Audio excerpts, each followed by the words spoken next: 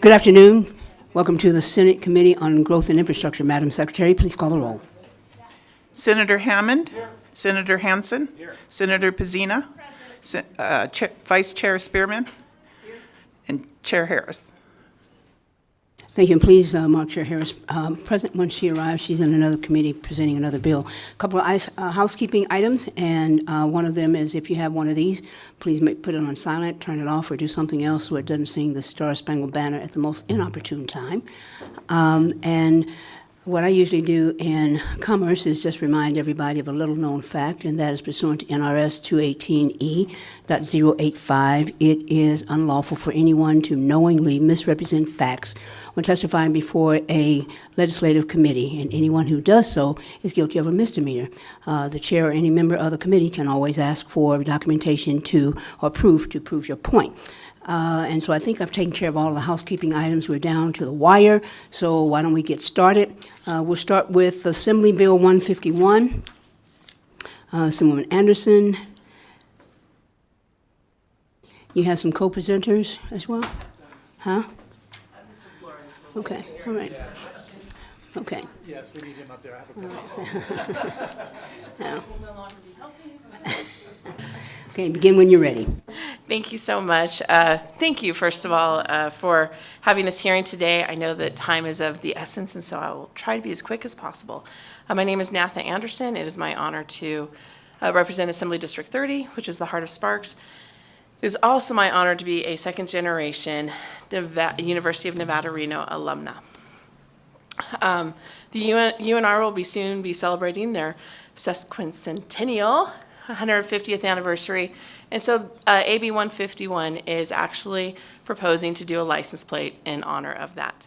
There are numerous Jeopardy-type questions that I could ask you, answers that I could actually present to you with different facts, as was done in the Assembly Policy Committee. However, again, I recognize that there are many of us wanting to be quick and be done, and so I will just make 3 points very quickly about the bill. The first is this bill, the license plate is being again proposed for the celebration of our 150th year. When we first opened, it was in Elko, Nevada, and then moved to the Reno area just by one vote here in the legislature, or else it would have been in Carson. Just one vote made it move over to the Reno area, and the reason why was because the number of students attending was just not very large. And so it was a way for us to get more people to attend. That's the first fact I wanted to give you. The second is much more important. Why is this license plate needed as opposed to the one that is currently in place? The current license plate that University of Nevada, Reno has, actually the proceeds go to our athletic area. This license plate will only be offered for a year, and all proceeds will be going to the PAC provisions, which is mentioned in the bill and defined a little bit further with what exactly that is. That is basically a food bank for our students as well as staff, and sadly, some of the individuals that have to work at the university have to actually use that. But hopefully some of the landmark legislation that we've been able to pass will help with that. You'll notice through that list that there are a variety of items, including food, clothing, other essentials that will help our students. The final thing, this is just one part of our celebration for us to be able to have, and so I'll ask for your support. And I'm ready for any questions. Committee, any questions? Senator Hammond? Yes, Madam. I have probably two questions. One, I'll look at the DMV. We're good with this, right? Yeah, there it is. Let the record reflect that thumbs were up. Number two, if Madam Vice Chair, if you could repeat that NRS statute that you mentioned a minute ago about testifying. What number was that? NRS 218E.085. Okay, 218E. You've heard it enough in Congress. I have. I just want to make sure for the record we know that. So I'll ask Mr. Flores. For the record, there is still only one team in the state of Nevada that has a national championship. Is that correct? And can you name that team? Michael Flores on behalf of the University of Nevada, Reno. I'll have to check and get back to you. Thank you. That's not the answer. Thank you. Check, and then we'll broadcast that out. Thank you. I think, Mr. Flores, on your behalf, I should have asked Senator Hammond to repeat sesquicentennial. Yeah, we got that right. Sesquicentennial.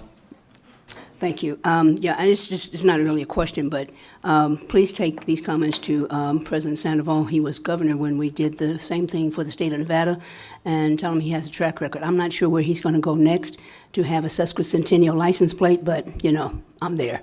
All right. Okay, any other presenters? Okay, so we will, no questions from the committee. We will open it up now to public testimony and support.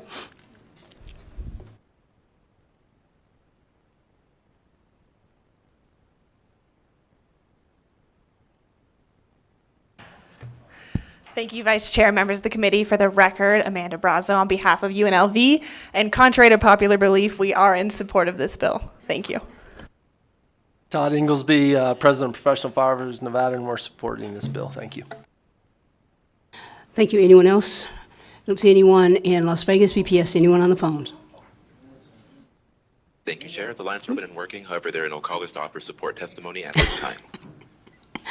Okay. So we'll move now to testimony in opposition. You're dared, you're dared, you're dared. We dare you, we dare you, we dare you. We dare you. No one in opposition? That was a subliminal, we dare you. Anyway, so. Anyone here or on the phones or in Las Vegas who testifying neutral? There are no callers to offer neutral testimony at this time. Thank you. Mr. Severs. Yes, Chair, thank you. Sean Sever from the Nevada DMV, and I am a proud UNR, University of Nevada, Reno graduate. We do have a one of our players playing the NBA Finals right now is Mr. Caleb Martin. But we are neutral on this bill. We appreciate working with the bill sponsor. We did have a fiscal note on the bill, but we did remove it due to the minimal programming involved, computer programming involved with implementing it. So thank you. Thank you. Anyone else neutral? Okay. And just Madam for the Vice record- Chair. Yeah. Madam Vice Chair, for the record, can the DMV representative name all of the UNLV graduates who have played in the finals in the past? Sean Sever from Nevada DMV. I'll have to get back to you on that. Because there's too many.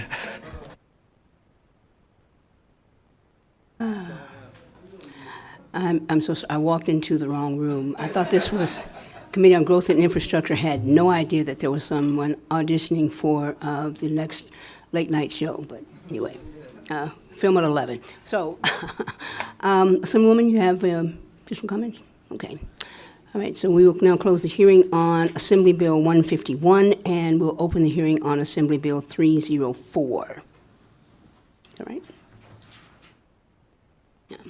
And I think Mr. Severs has a lot of experience in the special license plate period. So just saying, you know, when this gets signed, let's try to do it with Senate Bill 164, the Divine 9 license plate. So, good afternoon. Nathan Anderson still representing Assembly District 30. Today seems to be Let's Sponsor a License Plate Day, so I would like to actually, will be completely candid, the AB 304, I have done very little work on. I have handed it over to these two lovely individuals who will actually be able to present a little bit more. And quite frankly, I have a feeling my introduction will take longer than their actual discussion about the bill. However, Todd Ingleson of the Professional Firefighters of Nevada and Mindy Elliott will be able to explain a little bit better than I can. Good afternoon, Madam Chair, committee members, Todd Inglesby. AB 304, main goal is to not make our firefighters go into the DMV to renew. This would allow them to do it online or kiosk or mail in, and that's the objective of the bill. We did work with Mindy on adding an amendment to the bill, and she can explain that. And if you have any questions, I'll be happy to answer any. Thank you. Yes, ma'am. Thank you, Madam Vice Chair. For the record, Mindy Elliott, here today representing myself. I'm also representing those individuals that need a life-saving transplant, skin graft, cornea, and the list goes on. The Give Life license plate had 950 purchasers of the plate, which just was under the 1,000 needed. The Nevada Donor Network is committed to market the plate so that we can get over the 1,000. And all this bill does is exempt us from having the requirement to have the 1,000 so that we could continue to issue the plates and move forward with it. And what's important about this plate is that the funds from this plate fund the donor registry, which is located at the University of Nevada. So with that, that's it. Committee, any questions? Senator Pizzina? Thank you so much. As you know, I am a huge fan of the Nevada Donor Network and all they do. And this is more of a marketing idea for Mr. Sever, who might be coming up in neutral later on. But something to do in regards to this license plate, as people do sign up to become organ donors in the state of Nevada, it's always a good idea to mention a plate like this. Thank you. Senator Hammond? Thank you, Madam Chair. The quick question, and it may be that I have to wait until Mr. Sever comes back up here, is when your number, and I can't recall, I know I've had this conversation before, when the number falls below 1,000, how long do you have in order to get it back up to 1,000? Is it a year? Is it 2 years? You're okay. So I keep looking at this, and this is the first thought that came to my mind, is maybe we should have some sort of grace period in built into it, so that you have a year in order to get back up to there. If you don't, then that's where the cutoff might be. That might be helpful as well.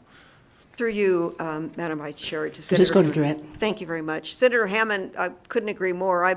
I'm not involved in a lot of license plates, but that's how I found out that this plate had actually expired. And you have heard me, my father was the 8th heart transplant at Stanford in 1968, and my late husband was a donor.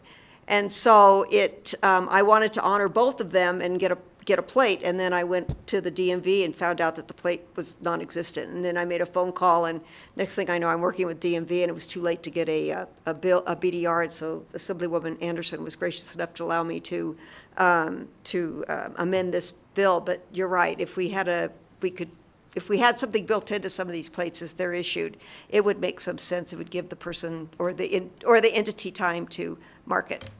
Agreed. Yeah. Thanks. Committee, additional questions? No. Okay. Yes, Assemblywoman. Thank you, and I need to apologize to Todd. I mispronounced his name at the beginning, so please accept my apology for that. I was still kind of shaken from the prior hearing, I guess, but Nobody please. noticed. No. Thank you, and thank you for your indulgence, though, in hearing this again today. And before DMV comes up, I would just like to personally thank for the record, Mindy Elliott, I would just like to personally thank DMV for working with us as we were trying to determine what we needed to do to get this plate moving forward again. Thank you. Thank you. With that, we will open up public testimony in support. Assembly Bill 304. Anyone in support here? Michael Flores. There'll be no questions about athletics, okay? I hope not. Michael Flores on behalf of the University of Maryland. We always support our firefighters and first responders, and full support of this bill. Thank you.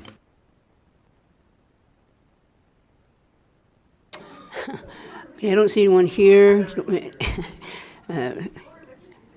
We are gradually losing control. No one here in Carson City. Anyone in Las Vegas? Don't see them. BPS. Anyone on the phones? Thank you, Chair. If you would like to offer testimony in support of AB 304, please press star 9 now to take your place in the queue.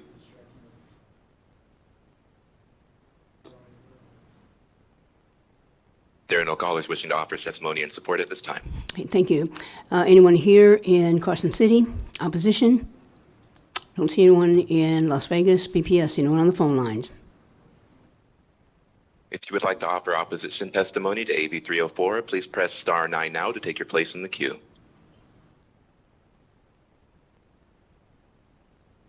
There are no callers wishing to offer opposition testimony at this time. So now we will move to neutral. No one.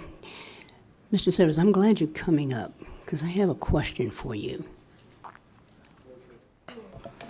Madam Vice Chair, committee member Sean Sever from the DMV. We are neutral on AB 304.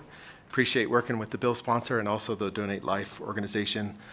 We also had a fiscal note on this bill, but we removed that as well because of the minimal amount of programming that's involved. And the earlier question on the exemptions for the 1,000 plates, this amendment to the bill would actually, this organization would not have to meet the 1,000 plate minimum, so they would be exempt from that.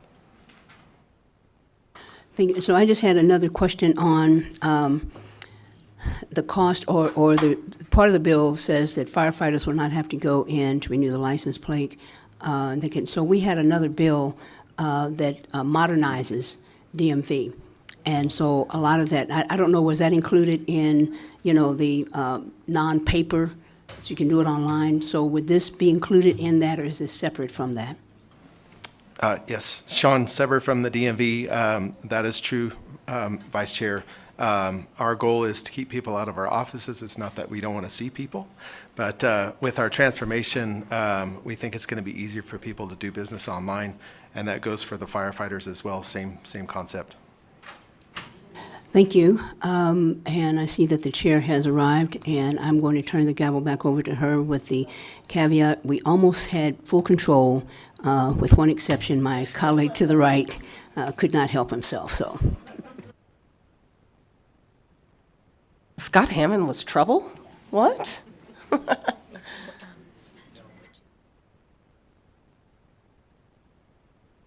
going to wait till the end. Okay. That concludes neutral testimony here in Carson City. Any neutral in Las Vegas? Not seeing anyone. BPS, can we check the phone lines for neutral testimony, please? Thank you, Chair. If you would like to offer neutral testimony for AB 304, please press star 9 now to take your place in the queue.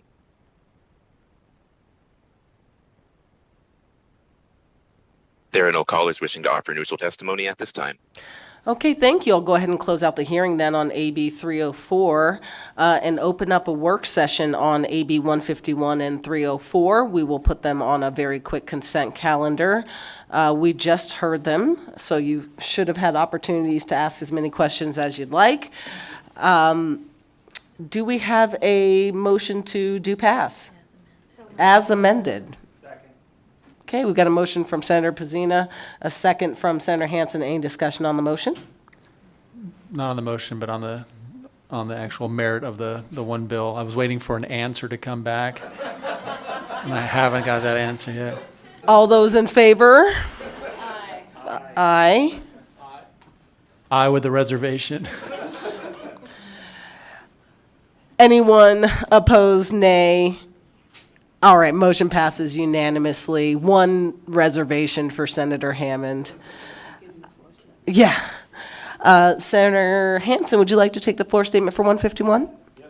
All right, and Senator Spearman for AB 304? Okay, we'll go ahead and close out that quick work session. I'll open up the hearing on AB 161 and invite up Assemblyman Miller. Did you need separate motions on each bill?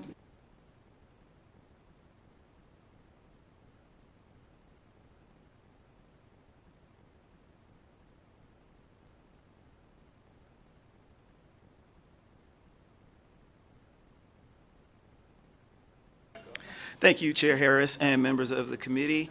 For the record, I am C.H. Miller. I represent Assembly District 7 down in Clark County. Today, I'm here to present Assembly Bill 161, which revises provisions governing the identification of persons. This bill aims to address how persons with communication needs, interactions with law enforcement officers might be influenced by social skills and communication challenges. In such situations, it is critical that law enforcement officers are aware of potential communication needs as early as possible when engaging these Nevadans. The way it works is upon the application of a person with communication needs at the DMV, to the DMV, they will place on their driver's license, identification card, or a vehicle registration an indication that that person has a communication need.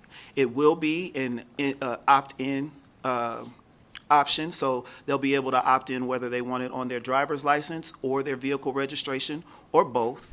So they have the ultimate decision-making power in how much information they want to provide and where they want that information provided.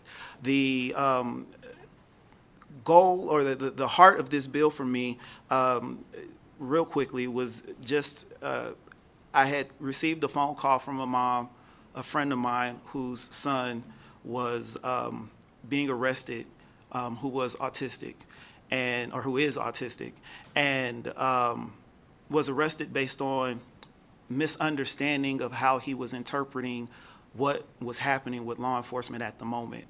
And so we got to work, and then I got a call from my people over at the ACLU who said, hey, there's more work to be done in this area.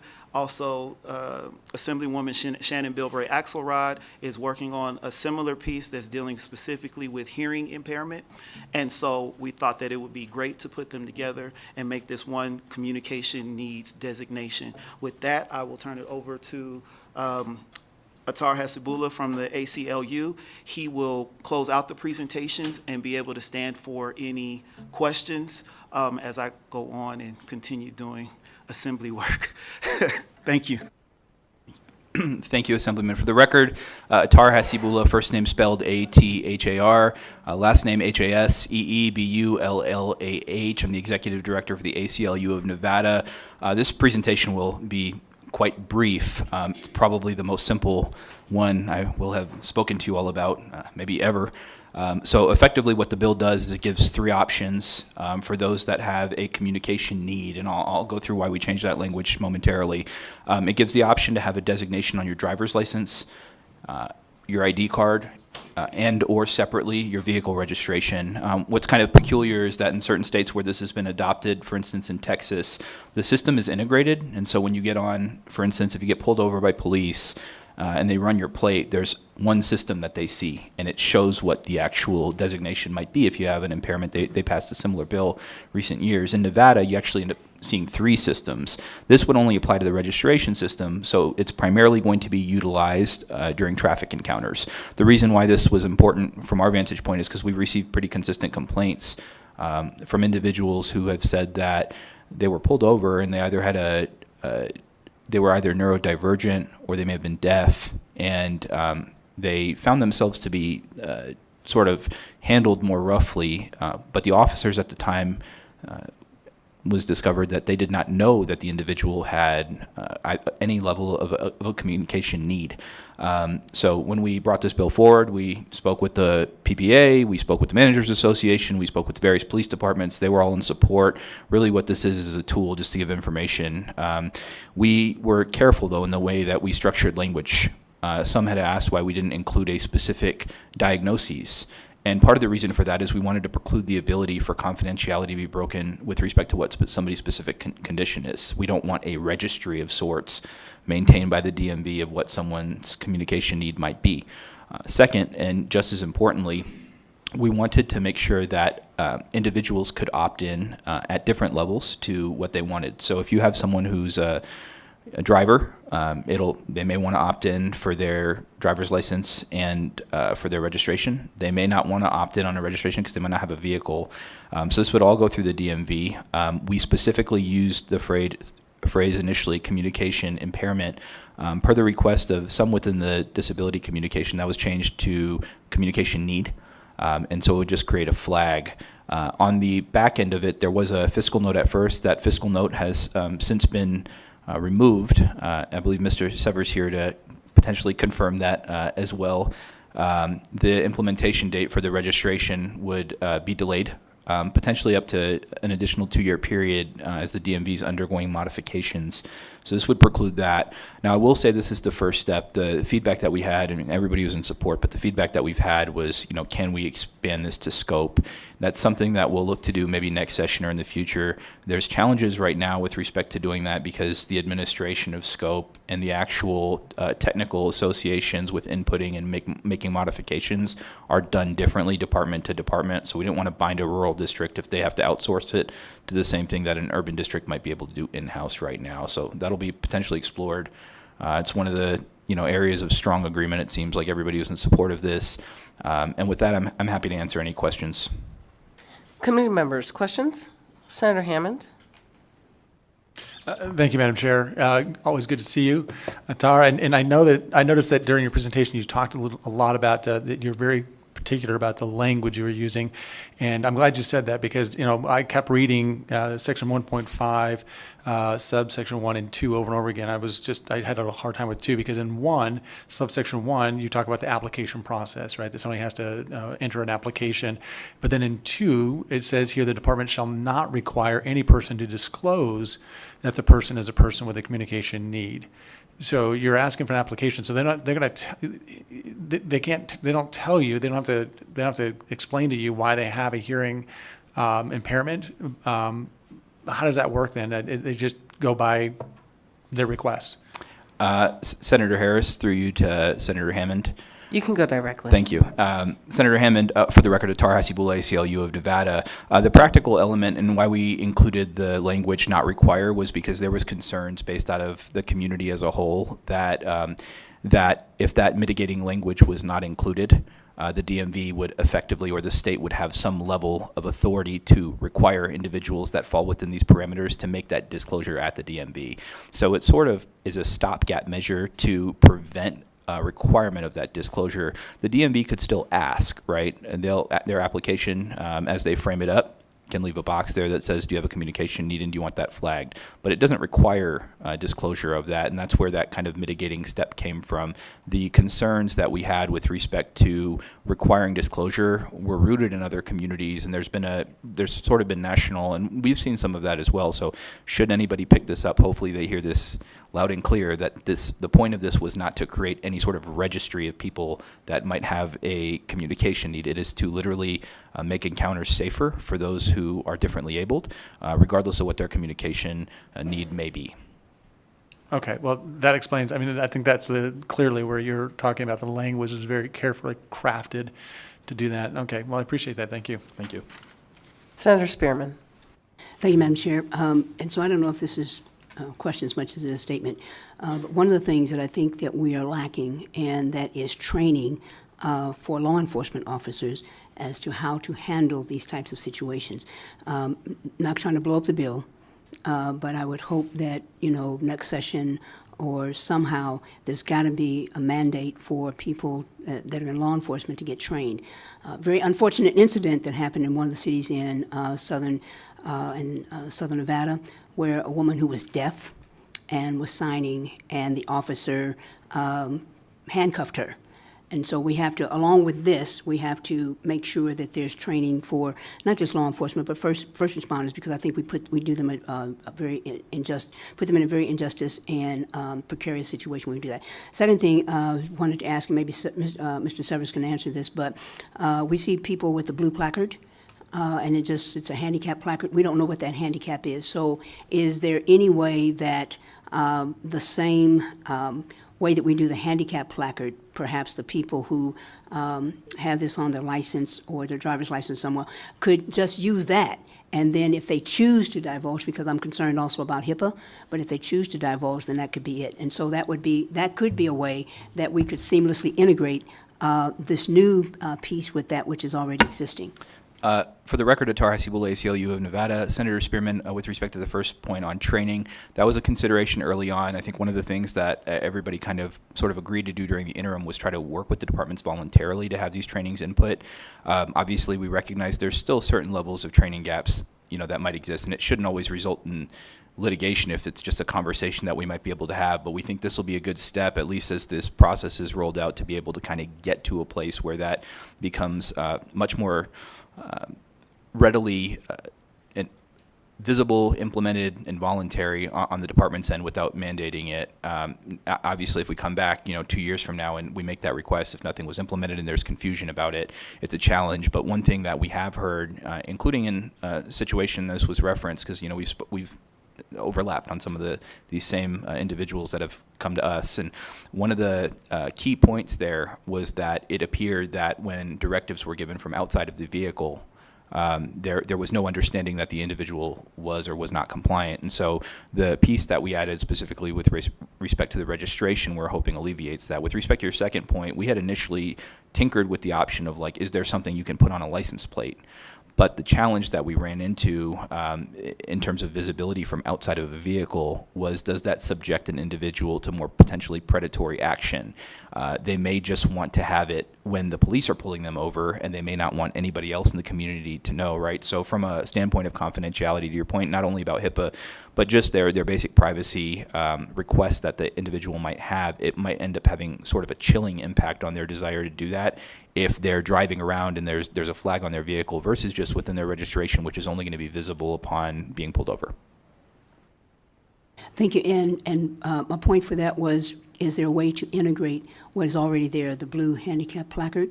Nobody asked you what your handicap is, and so if the people who have this on their driver's license, or DMV knows that, if there is that blue handicap placard, that this would be applicable to as well, so they could get one, and whoever, if the law enforcement stops them, they would see the blue handicap placard and know there's something that makes them different than someone else that they may stop.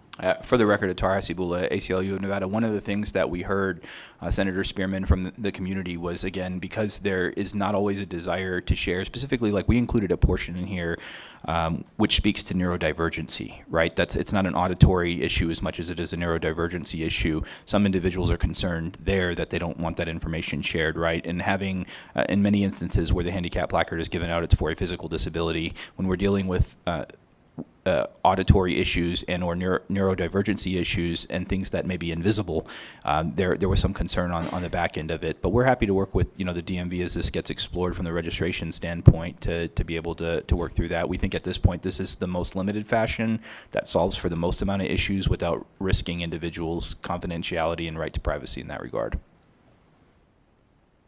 All right, any other questions? Not seeing any, we'll go ahead and open it up for testimony. If you're here to testify in support of AB 161, go ahead and come forward.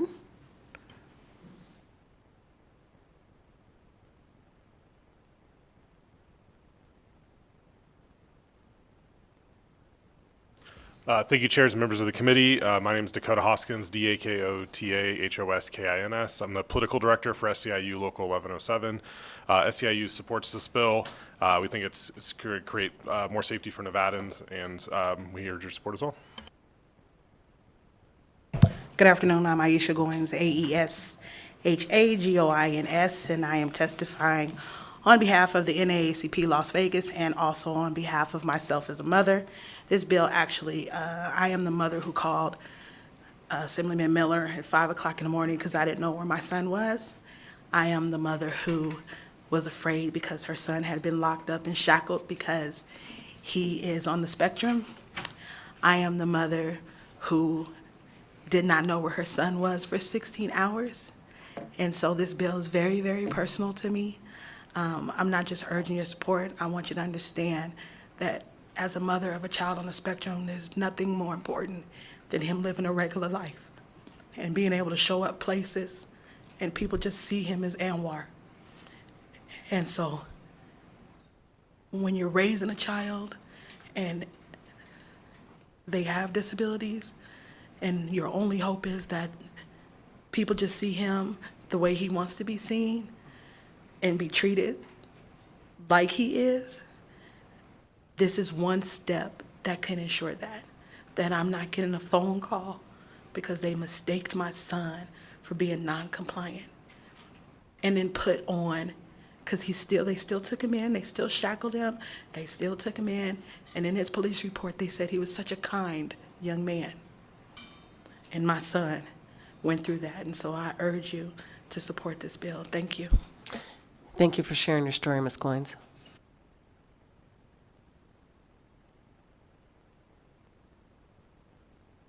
I mean, I normally look to Scott Hammond for that. Senator Hammond, we need a joke. Oh, now you're out?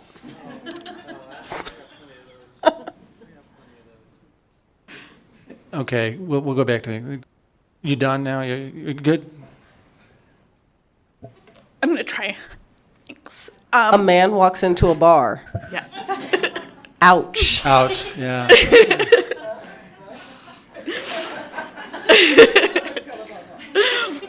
Thank you. For the record, my name is Emily Prasad Zamora, PERSAUD-ZAMORA.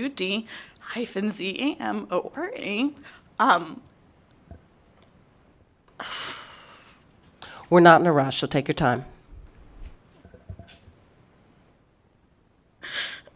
I'm here as a mom. God. Okay. I'm just gonna look at this, so don't just. Today I'm here as a mom of my 8-year-old son, William. Who's on the autism spectrum. His biggest auditory triggers are fireworks, which really suck because his birthday's on New Year's Eve, and police and ambulance sirens. One of the biggest things I dread as a mom is that moment that we will have to teach him how to drive.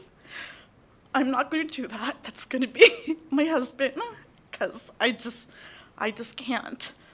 But I think one of the biggest things that it's important to know, what I really love about this bill is the fact that you don't have to have an official diagnosis. When we talk about autism, one of the biggest struggles, especially since the pandemic, has been being able to get official diagnosis.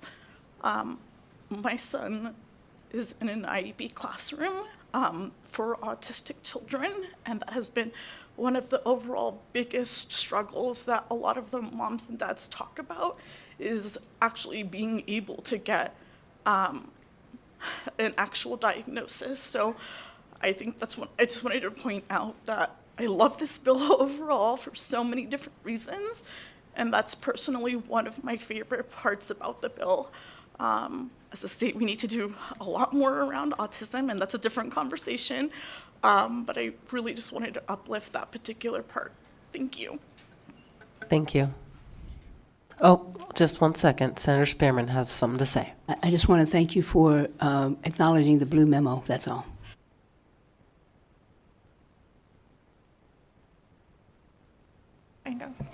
Good afternoon, Chair and members of the committee. Christine Saunders, Policy Director with the Progressive Leadership Alliance of Nevada. I'll just echo the sentiments of those who spoke before me. I think you've heard the profound impact that this will have on Nevadans and Nevada families, and so we urge your support. Thank you. See, I was lucky. I had time to collect myself. Brenda Zamora for the record. That's Brenda Zamora, not related to the previous speaker. I am here in my personal capacity. I'm a mother of 3, and I'm here to support AB 161. My 8-year-old daughter was premature, and since the beginning, doctors have told me to be prepared for future complications as she gets older. As she is getting older, we are seeing a decrease in her hearing. Additionally, we are seeing that she's also developing a delay of response. As a parent, I'm seeing how she just shuts down when she's getting questioned, not disciplined, just questioned. And she does not respond in a timely manner. I'm fortunate to be able to identify what's going on, and privileged and thankful that I can get her the help she needs. This is just another layer to support and protect her as she gets older. This bill is close to my heart, and I urge the committee to support AB 161. Thank you. Thank you so much. Anyone in Las Vegas to testify in support? Not seeing anyone. BPS, can we check the phones, please? Thank you, Chair. If you would like to offer testimony in support of AB 161, please press star 9 now to take your place in the queue.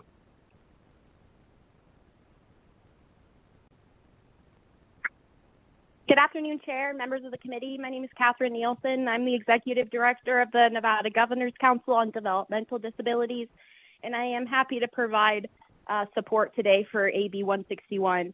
The Council met with Atara Cibola from ACLU, and we discussed changes to the language to read as communication need rather than a communication impairment, as an impairment signifies that an individual is unable to communicate rather than having a varying need of communication. We absolutely do desire training, as Atar mentioned in his presentation, and hope to assist with legislation that requires training and supports such in the upcoming sessions. Thank you so much for your time.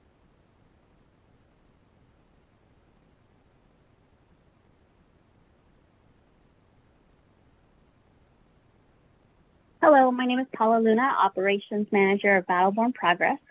The previous in-person testimonies have already highlighted the importance of this bill, so we will just add that we are in support. Thank you.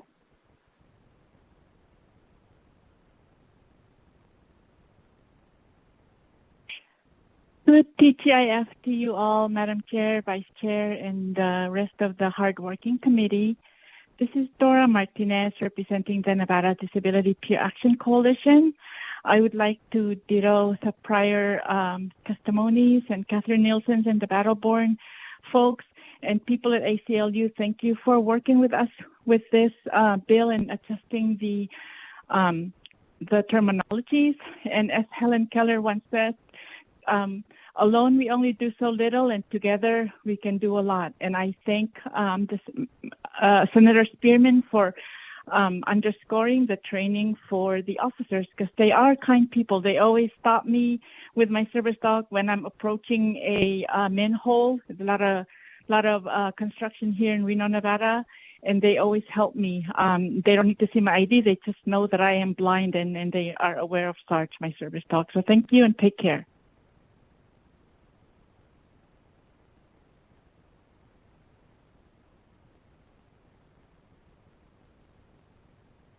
Good afternoon, Chair and members of the committee. My name is Matthew Wilkie, W-I-L-K-I-E for the record, and I would like to ditto the comments in support. Thank you.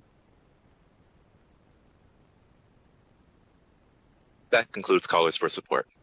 Thank you so much. Anyone here in opposition?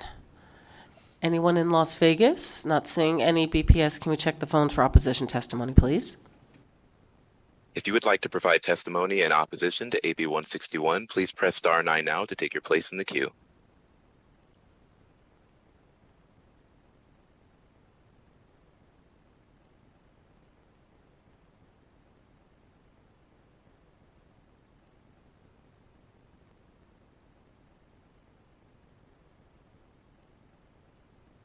Good afternoon, Madam Chair, members of the committee. I was actually trying to get in for support. May I proceed? Yes, go ahead. Thank you, Madam Chair, members of the committee. Stephen Cohen for the record. Stephen with a B. Cohen is in the Assemblywoman. No relation. Ditto. Thank you, and I yield.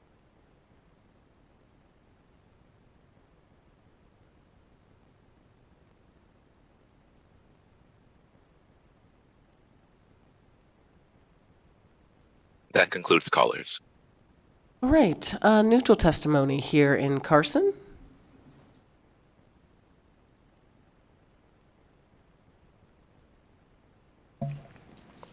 Thank you, Chair and committee members. Sean Sever from the Nevada DMV. We are neutral on AB 161 and did provide a no impact fiscal note on the original bill. However, an amendment was added to change the medical coding and add it to the registration, which did trigger a fiscal note from us. But fortunately, we were able to work with the bill sponsor, who agreed to push back the implementation of the registration part of the bill to when the DMV director notifies the governor and LCB director that sufficient resources are in place to implement this, or no later than January 1st, 2026. The driver's license portion of this bill will still be implemented on January 1st, 2024. And to answer the Vice Chair's question, if I may, about the optional part of this bill, handicap placards work a little bit differently. They're based on a doctor's, signed doctor's note. And so I don't think that was the intent of this bill. So thanks. Thank you. Neutral in Las Vegas, not seeing any BPS. Can you check the phones, please? To provide neutral testimony for AB 161, please press star 9 now to take your place in the queue.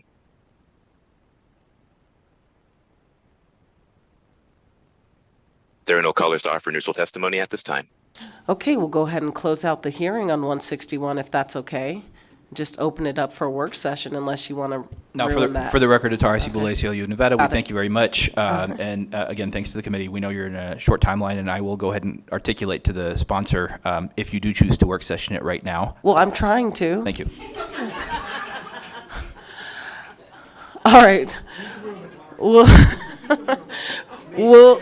We'll again close the hearing on 161 and open it up for a work session. I'll go ahead and accept a motion to do pass as amended. Motion from Senator Spearman, a second from Senator Hammond. Any discussion on the motion? All those in favor signify by saying aye. Aye. Any opposed, nay. All right, motion passes unanimously. I will give the floor statement to Senator Spearman. And if we can, let the record reflect, I'm going to give the floor statement to for AB 151 to Senator Hammond. Sorry. Okay, we'll go ahead and... Assemblyman Hafen, Assemblywoman Hardy, do you all have a preference as to who goes first? Do you want to duke it out? How are we going to do this? All right, lovely. Assemblywoman Hardy, we'll go ahead and open up the hearing on AB 195. You go ahead and begin when you're ready.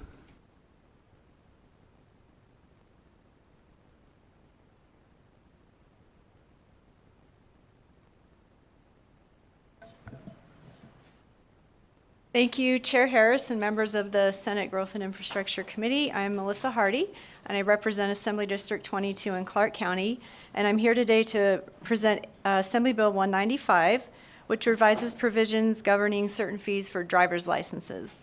Just a quick little history of how I came to sponsor this bill. I always kind of like hearing the personal stories of legislators and their bills. So I became interested in recidivism in 2015 when my youngest daughter took her first criminal justice course at UNLV. A gentleman came in there as a guest speaker by the name of John Ponder and talked to her about, they learned about Hope for Prisoners program. And she was so impressed, she came home and told me all about this gentleman and this program, and she did this extensive report.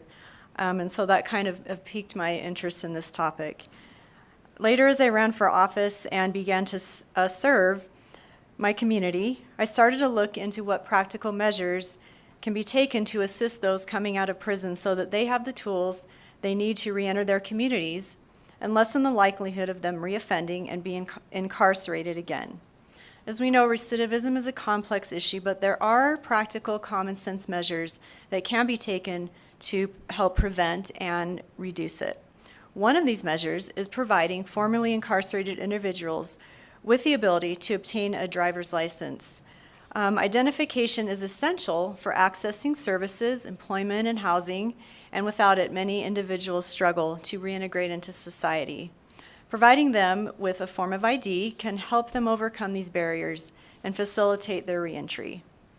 In my conversations with those involved in the criminal justice reform community, it became evident that getting a driver's license, a fairly simple, if sometimes inconvenient errand for most of us, was made difficult for those being released from prison. So thus I found this bill that had been passed in the state of Delaware and wanted to bring it here to our legislature. So basically this bill does, if you go to section 3, we're adding 3 transactions that will require the DMV to waive the fees for 1, furnishing an original or renewal driver's license, 2, reinstating a driver's license, and 3, producing a photograph for a driver's license, including any reimbursement if a person submits documentation verifying they were released from prison within the year immediately preceding the person's application for a driver's license. And also in section 1, it would require the DMV to waive the fee of $25 for their driver's license examination, not more than one time under those same conditions. Lastly, section 2 of the bill provides an additional exception to the penalty for any person whose license expires during a period of incarceration if they submit the proper documentation verifying they were released within the immediately preceding year. During the assembly hearing, I was asked, what about IDs? Because not everybody chooses to drive. And so that is the reprint here that you have that would include these provisions for an ID. So that's the bill, and if you have any questions, I'm happy to answer them. Questions? Okay, testimony. If you're here to testify in support of AB 195, go ahead and come forward.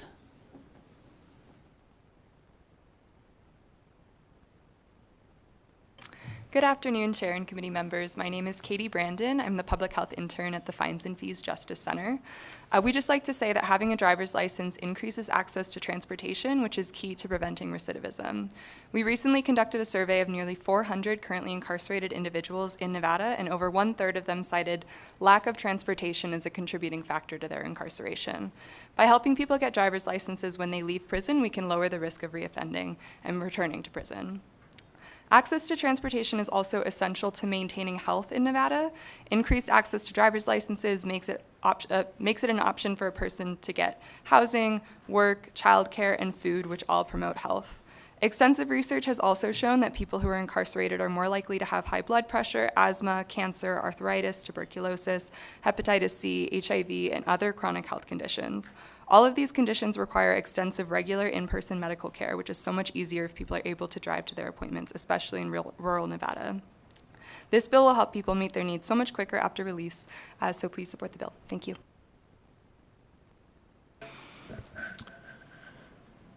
Good afternoon, Chairwoman Harris and committee members. For the record, my name is Emily Prasad Zamora, PERSAUD-ZAMORA, and I'm the Executive Director of Silver State Voices, which leads the Let Nevadans Vote Coalition. And today, on behalf of the coalition, we are in strong support of AB 195. 2 sessions ago, the legislature took a significant stride by reinstating voting rights for all formerly incarcerated Nevadans. Building upon this progress, we strongly believe that AB 195 has the potential to make a profound impact on the lives of our formerly incarcerated community members. Upon release from prison, many individuals are unjustly denied access to a wide array of resources simply because they lack an ID or an updated driver's license.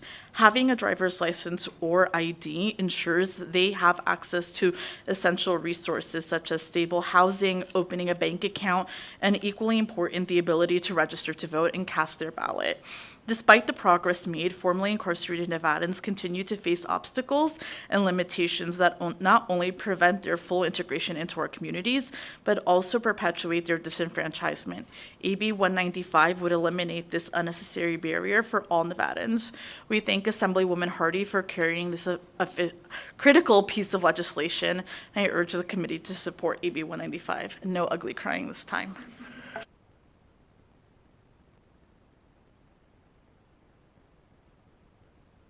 Greetings. My name is Jagada Chambers, Jagada, last name Chambers.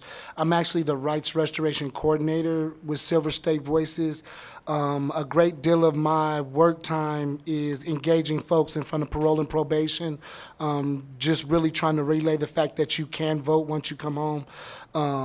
And in that space, oftentimes the Nevada Department of Corrections releases folks that go right to parole and probation. So the ideal time for me is when I see someone literally re-entering society in those opening moments. 90% of the folks are literally needing help to transportation to get to get an ID. That's always going to be step one. And this is profound legislation and letting folks in custody know that society does believe in you. We're going to give you a nod to even have a shot. So I appreciate Assemblywoman Hardy for the legislation and its commitment, right, to giving folks a quality opportunity at their second chance. I urge the committee's support. Thank you. Senator Spearman has a quick question for you. Thank you, Madam Chair. And I guess my question I was going to save for Assemblywoman Hardy, but you may know. So HHS has a program, I want to say it's within 90 days of release, that they sign persons who are incarcerated and getting ready to be released, sign them up for SNAP, Medicaid, and that sort of thing. Is there any way to coordinate what this bill would do with that? Because it seems like it would eliminate the duplicative process, which sometimes people who are in that space get frustrated about. Jagada Chambers, again, as a Rights Restoration Coordinator, definitely above my pay grade, that question. I think the pivotal piece could be the petition for said waiver inside. Some of that, what you had discussed, is that process begins prior to a person's exodus. So I think upon passage of the legislation, it can find a way to mend in there perfectly. Okay. We will go to testimony and support, and you can come up, Nick. Come on. I wasn't stopping you. Go ahead. Thank you. Nick Shepak, State Deputy Director of the Fines and Fees Justice Senate. To your question, Senator Spearman, the biggest hurdle we've had in Nevada prisons for ensuring that people leave with an ID is that they often do not have the paperwork. It's even been said that there's individuals we don't actually know who they truly are. They are either arrested under a pseudonym, they don't have the birth certificate. It's very difficult. We've tried in multiple sessions to ensure that everybody leaves the Nevada Department of Corrections with a state-issued ID. What we have now is a system in which they have a sort of like, it's a government ID from the prison, but it is not the same as a Nevada driver's license or Nevada state-issued ID. It's something that we do need to work on and find a solution for, but that has been the major hurdle to ensuring that everybody doesn't have a DMV or Nevada-issued ID upon release. And is that testimony and support? Yes, we support the bill. There you go. Absolutely. All right. I don't see anybody in Las Vegas. BPS, can we check the phones for support testimony, please? Thank you, Chair. To provide testimony in support of AB 195, please press star 9 now to take your place in the queue.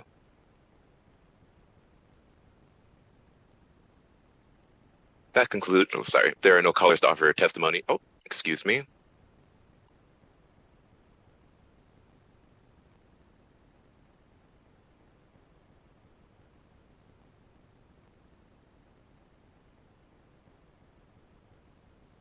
Caller with the last 3 digits, 653, please press star 6 to unmute yourself. You may begin. Good afternoon, Madam Chair and Vice Chair and the hardworking committee. This is Dora Martinez representing the Nevada Disability Action Coalition. I wholeheartedly support this bill, and I thank the sponsor for bringing it forward. I wish I can get a driver's license, but right now I have a Nevada ID, and I appreciate all of you. Have a good day. That concludes callers for support. Okay, anyone here testify in opposition to Assembly Bill 195? Not seeing anyone in Las Vegas either. BPS, can you please check the phones? To provide testimony in opposition to AB 195, please press star 9 now to take your place in the queue.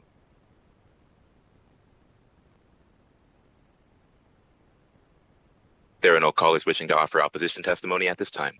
Thank you so much. Anyone here in the neutral position? Mr. Sever.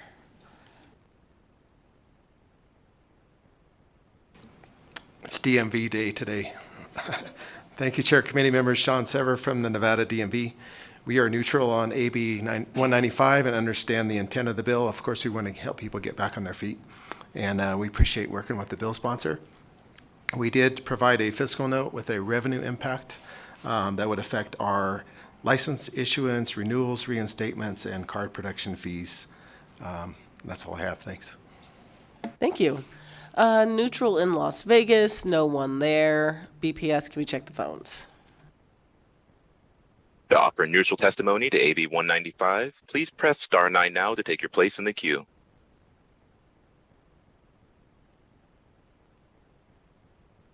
There are no callers wishing to offer neutral testimony at this time. All right, I'll go ahead and close out the hearing on 195 and accept a motion to do pass as amended. Motion from Senator Spearman, second from Senator Hansen. Any discussion on the motion? All those in favor signify by saying aye. Any opposed? Nay. Motion carries unanimously. I will give the floor statement to Senator Hansen. All right. We'll go ahead and open up the hearing on AB 203. Welcome, Assemblyman Hafen. Good afternoon, Chair, Senators, Assemblyman Gregory Hafen for the record. I'm losing my voice. I was laughing too hard last night at Third House. I don't know why. I'm here to present Assembly Bill 203. And this bill is I'll try to keep this brief, it's going to do 3 things. One, it's going to bring parity to our decorated license plates when it comes to parking fees. Two, it is going to allow our decorated veteran license plates to be personalized, very similar to our classic car license plates. And three, it's going to implement a penalty for anyone who impersonates one of our decorated veterans and steals their valor. And these are all three of these have been brought to me by constituents of mine that are very, very passionate. As many of you know, our veterans have given a lot to this country, and to just give them parity to what we do in the other license plates is the least that we can do. And I'd be happy to go into details of the bill, or I will just sit here and take questions. Let's see if committee members have any questions. Anyone have any questions? Want a deeper dive? Senator Spearman. Thank you. Thank you, Madam Chair. So, Assemblyman Haven, I want to say it was 2013, where we did pass a bill that criminalizes stolen valor. Not going to blow up your bill, but you may want to take that in consideration as you move forward, because there can be a reference to that statute. Okay? Through you, Chair, to the Vice Chair. You can go directly. Thank you.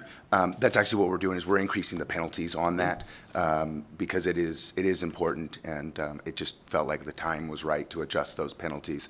And I believe the penalties are going up to $1,000 now for anybody that does that. NRS Chapter 205. Additional questions? Okay, we'll go ahead and open it up for testimony. If you're here to testify in support of AB 203, come on forward. Hello. Chair Harris and committee members, for the record, my name is Andrew Lee Pilbett. I'm the state chairman for the United Veterans Legislative Council, representing 279,000 veterans, and of course we're in support of this bill. In fact, I will just ditto everything the Assemblyman said, and I know you have a lot on your plate, but we support the bill. Thank you. Thank you so much. Anyone in Las Vegas? Not seeing any BPS, can we check the phones for support testimony, please? Thank you, Chair. If you would like to offer testimony in support of AB 203, please press star 9 now to take your place in the queue.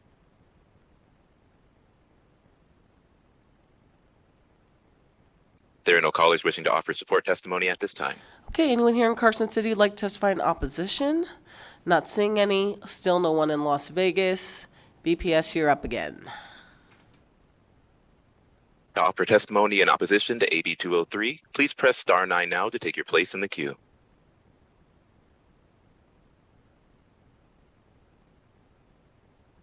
There are no callers wishing to offer opposition testimony at this time. All right, neutral testimony, Mr. Sever.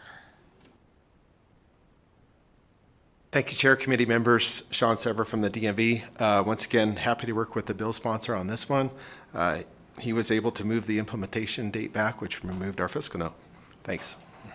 All right, thank you. Senator Hammond. Setting something straight. I mean, we've been here 12, plus years, and your statement earlier about this being DMV Day, the one thing we've learned over the year, 12 years plus whatever, it's DMV Day every day. Like, this guy's had his hands in everything, right? So it's good to be working with Sean Sever, because that's how you get your bills passed.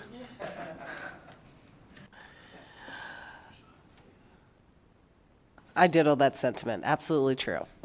Neutral Las Vegas, neutral phone. To offer neutral testimony for AB 203, please press star 9 now to take your place in the queue.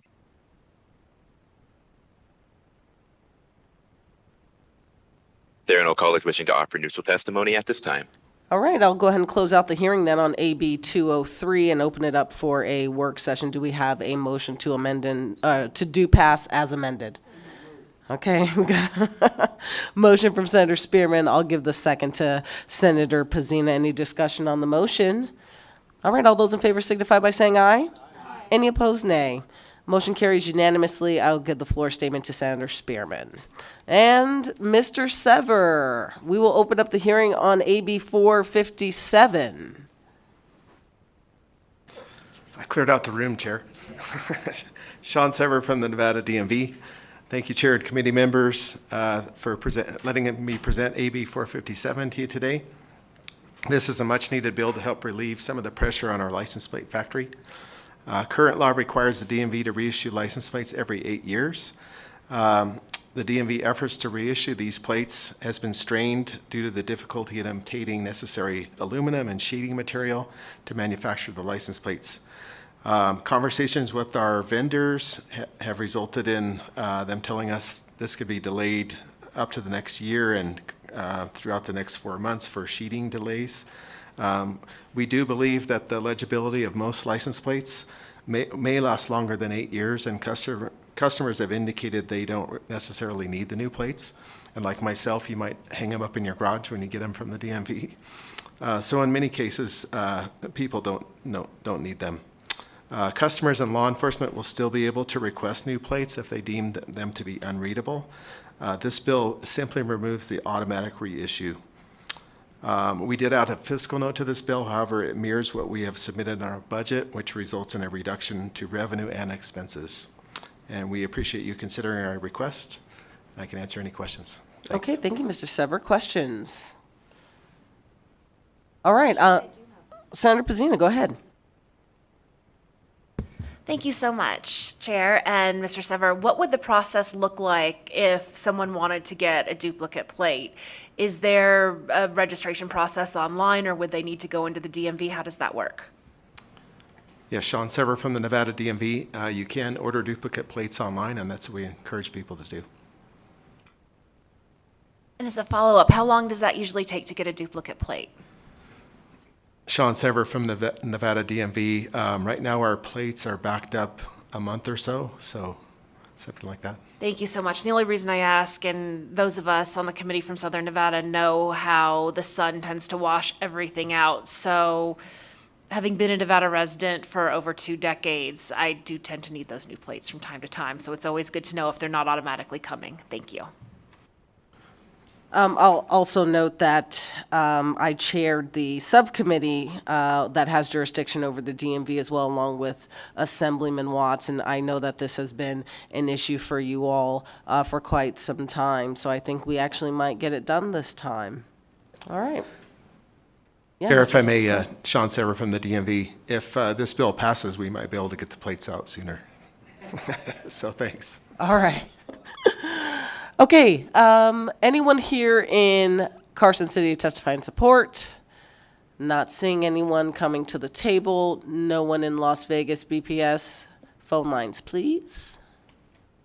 Thank you, Chair. To offer testimony in support of AB 457, please press star 9 now to take your place in the queue.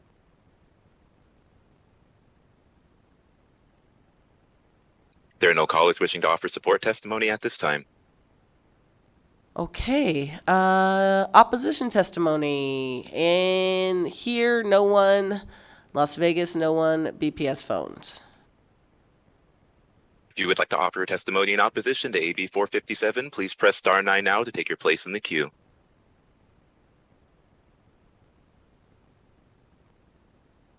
There are no callers wishing to provide opposition testimony at this time. All right, neutral. You gonna do neutral on your own, Bill? No? Okay. No neutral in Las Vegas either. BPS, one more time on the phones, please. To provide neutral testimony for AB 457, please press star 9 now to take your place in the queue.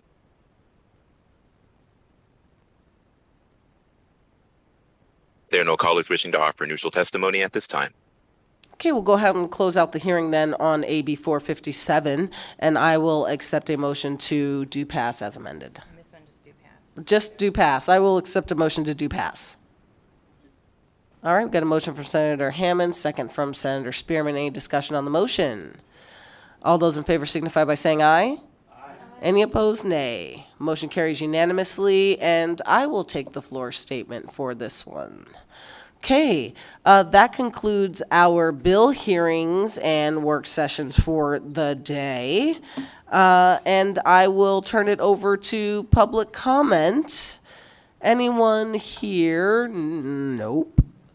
Wait a second, I think there's somebody in the back. Who does not want to give public comment. Don't want to say anything like on the And record? I will not force to give public comment.